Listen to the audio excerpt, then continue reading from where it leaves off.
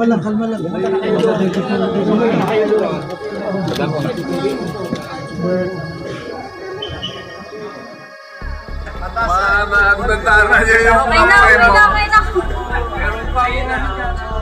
Amo ni LV Vergara na si Franz Ruiz, hinandado na sa Senado.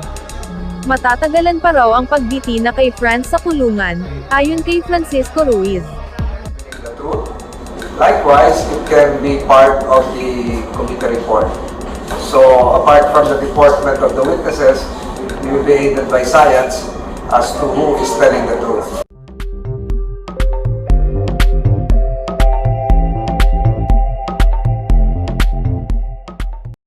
Nakakulong sa Senado ang amo ng minaltratong kasambahay na si LV Vergara, matapos hilingin ni Senador Jinggoy Estrada na ipa-contempt ito, dahil sa pagtanggi na pinagmalupitan niya ang kanyang kasambahay. Sa pagpapatuloy ng pagdinig ng Senate Committee on Justice na pinamumunuan ni Senador Francis Tolentino, walang katapusang pagtanggi ang ipinakita ng mag-asawang Jerry at Francis Ruiz, sa mga kasalanan na ginawa nila tulad ng hindi pagpapasweldo, at pananakit sa kanilang kasambahay, na naging sanhi ng pagkabulag ng isang mata nito. Pinagsamantalahan mo yung weakness niya. Alam mo may problema sa pag-iisip, alam mo hindi po papalag, kaya binabaan mo yung sweldo, mapagsamantala ka. Nauna rito ay hinamon ni Senador Raffy Tulfo ang mag-asawa na sumailalim sa lie detector test, para mapatunayan kung nagsasabi sila ng totoo. Tumanggi ang mag-asawang Ruiz na sumailalim sa lie detector test, pero pumayag na rin kalaunan sa tulong ng mga awtoridad. Pero yung pagtanggi nyo, dito lumilitaw na meron kayong tinatago, kasi kung wala kayong tinatago, heck, sige, lie detector test kahit ilang beses pa. Your Honor, ganun din po dapat sila kasi sila yung mga gumawa sa amin, nila pinapatong ginagawa. Hindi, mamaya na ngayon sila. Okay? Huwag mo akong turuan, huwag mo akong diktahan. Alam kong ginagawa ko. So, kung alam kong ginagawa ko, dapat alam mo rin yung sasagutin mo. Ang sagot doon, yes or no. Huwag ka na magbigay pa ng pasikot-sikot na sagot. Kung no, no. Ruiz, upon advice of your counsel, what is your answer?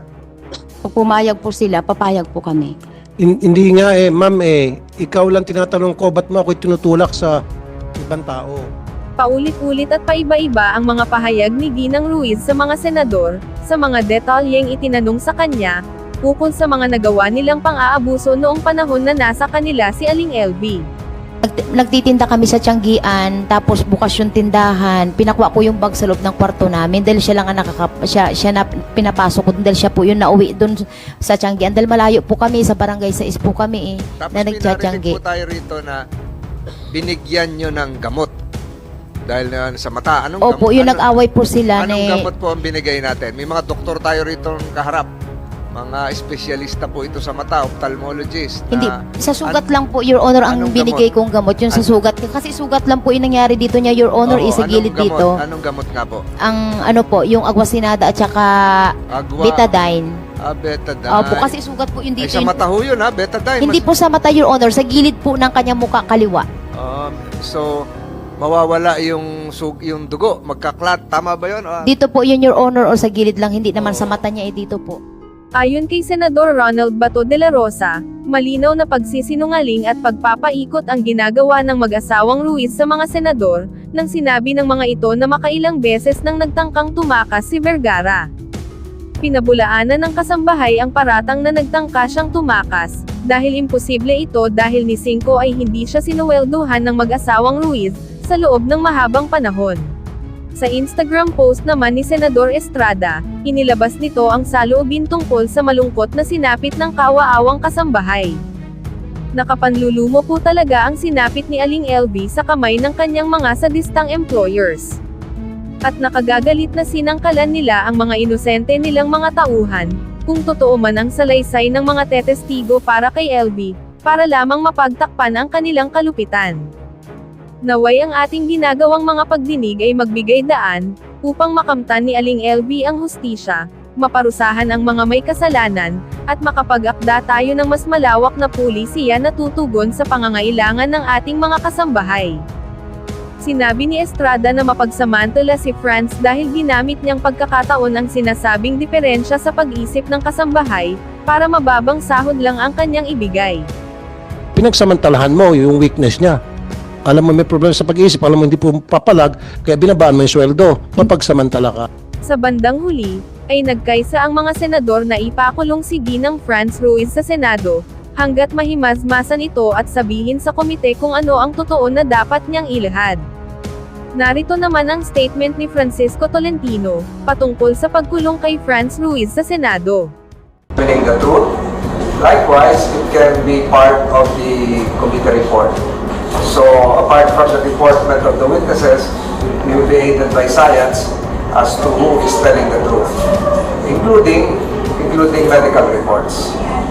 Sir, si Franz Ruiz, she failed to convince the committee members dun sa mga binigay niyang testimony that led to her detention. Hanggang kailan siya madedetain? It will be determined by the committee. It will be determined by the committee. Definitely. Ay, sir, Bago pumunta dito.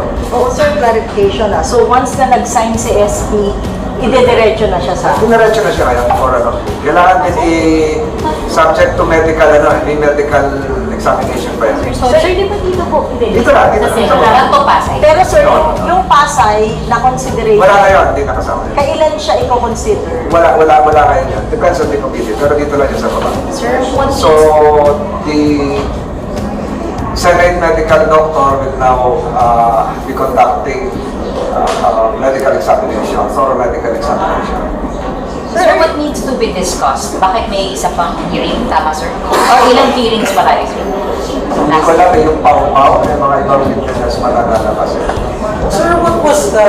Kasi maraming mga points throughout the hearing na sinasabi, inconsistent yung statement mo, sinungaling ka.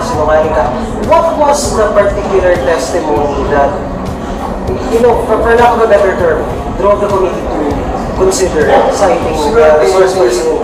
The preponderance of witnesses as against the solitary testimonial evidence being offered by the alleged abuser would weigh the balance in favor of the number, especially if the victim herself, aided by medical science, is on the side of the truth, as shown by her bodily destruction and scars, to say the least. Sir, how about the three former workers? They will also undergo a polygraph examination today. Siguro as we speak, nag-ano na. Pero I seek your attention to the fact that they should not be covered kahit lumabas sila sa kwarto. Respect the witnesses. Sir, ay lalabas ba ng committee yung magiging resulta ng polygraph test? It will form part of the committee report. Pero, sir, off the hook ba yung tatlo dun sa allegation of abuse?